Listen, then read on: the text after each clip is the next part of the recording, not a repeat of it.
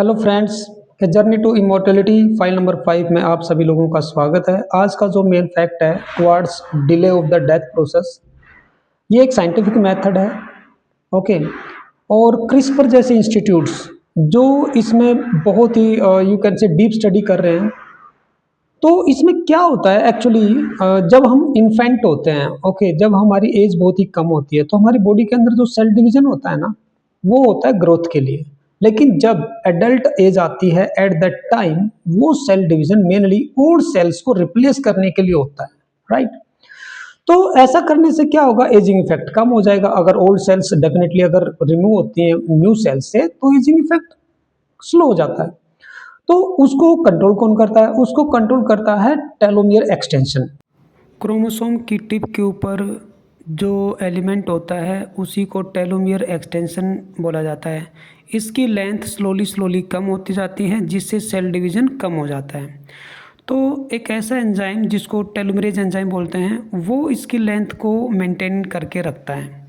अगर ये लेंथ कम ना हो या हम इसको कैसे भी बढ़ा दें, तो हम सेल डिवीज़न को मेंटेन कर सकते हैं।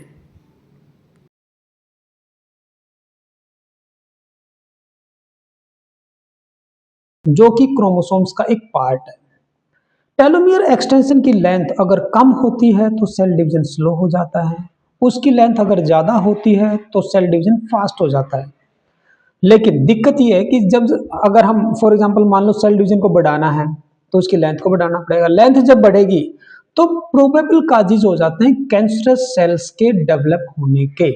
तो अगर हम कैंसर की जो सेल्स हैं, cancerous cells you can say, okay, carcinogenic cells, उनको कंट्रोल कर लें और at the same time telomere extension की लेंथ को बढ़ा दें, तो सेल डिवीजन फास्ट हो जाएगा, ओल्ड सेल्स रिप्लेस होने लगेंगी, एजिंग इफेक्ट कम हो जाएगा, डेथ की जो प्रोसेस है वो डिले हो सकती है।